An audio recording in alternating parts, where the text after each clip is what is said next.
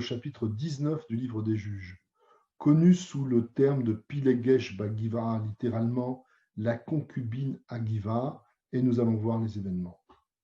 Le texte nous dit qu'un Lévite qui habite dans le territoire d'Éphraïm a une concubine. Cette concubine, nous dit le texte littéralement, l'a trompé. Elle a pris la fuite pour échapper à la colère de son mari, pour se diriger en territoire de Binyamin, où son père habite. Quelques mois plus tard, son mari, pris de regret, décide avec son jeune enfant de retrouver sa femme et de se rendre à Bethléem.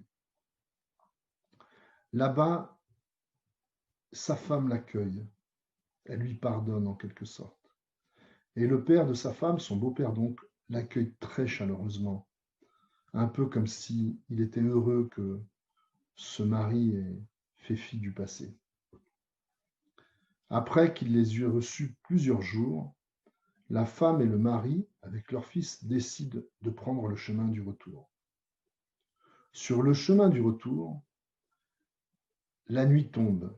Ils sont à un endroit qui s'appelle Giv'a, près de Jébus, Jérusalem, un district de Jérusalem, dans le territoire de Binyamin. Là, ils ne savent pas où aller dormir, tapent à plusieurs portes, personne ne les reçoit. Ils s'apprêtent donc à passer la nuit dans la rue. Quand un vieil homme qui rentre du travail les rencontre. « Que faites-vous là » ? « Eh bien, nous avons demandé refuge à plusieurs portes, mais tout est resté fermé. Venez avec moi, vous ne pouvez pas rester dans la rue. » Et la famille le suit. Il les accueille très, très chaleureusement et très généreusement. Le gîte, bien sûr, mais le couvert aussi. Il les reçoit vraiment très, très bien. Au moment d'aller se coucher, tout d'un coup, des bruits tapent sur la porte. Le vieil homme va ouvrir et voit une assemblée de vauriens de la tribu de Binyamin qui réclament que le vieil homme leur livre son voyageur invité. Pour qu'ils le connaissent, disent-ils. Cet épisode rappelle clairement l'épisode de Sodome et Gomorrhe, de la ville de Sodome. Eh bien, le vieil homme refuse. Comment pourriez-vous prendre cet homme alors qu'il est mon invité ? Les gens à l'extérieur sont de plus en plus menaçants. Le vieil homme concède d'accepter de laisser sa propre fille, qui est vierge, ainsi que l'épouse du voyageur, sa concubine. Les gens à l'extérieur ne veulent rien savoir. Subitement, le voyageur prend sa femme, sa concubine, et la jette à l'extérieur, en quelque sorte en pâture, aux gens de Binyamin. Ceux-ci en abusent toute la nuit. Le lendemain matin, elle arrive à revenir devant la maison du vieil homme. Son mari ouvre la porte pour repartir vers chez lui en montagne d'Éphraïm et découvre son épouse morte. Il la ramène à Dodan jusqu'à la montagne de Éphraïm, à son lieu d'habitation. Là-bas, quand il arrive, il se saisit d'un grand couteau et l'horreur absolue, la découpe en 12 morceaux qu'il fait envoyer dans les 12 territoires des tribus d'Israël avec des messagers en portant le message suivant: voyez ce qu'a conduit la violence de la tribu de Binyamin, ce qu'a conduit à faire la violence de la tribu de Binyamin, pensez-vous que cela puisse rester impuni ?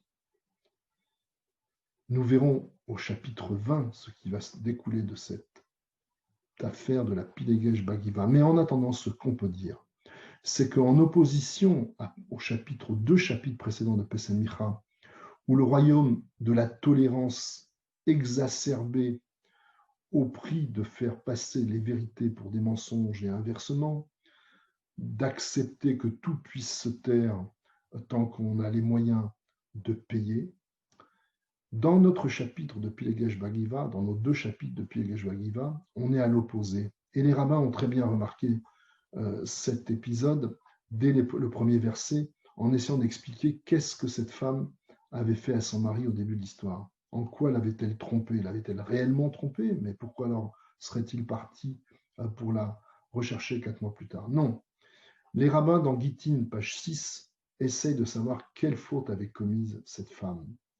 Et très vite, au fil des discussions, la faute paraît infime. Selon certains, elle avait fait tomber un cheveu dans la soupe qu'elle avait préparée à son mari.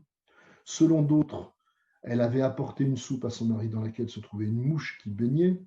Selon d'autres, les deux s'étaient produits, d'abord la mouche puis le cheveu, ce qui serait plus impardonnable de trouver d'un cheveu qu'une mouche, puisque la mouche, c'est l'objet d'un événement extérieur, alors que le cheveu, ça serait plutôt presque une faute grave, presque voulue. Quoi qu'il en soit, la réaction du mari est démesurée. Son intransigeance, sa colère, sa non-conciliation exacerbée entraîne la pire des choses qui soit, le démembrement du peuple d'Israël dans une guerre fratricide.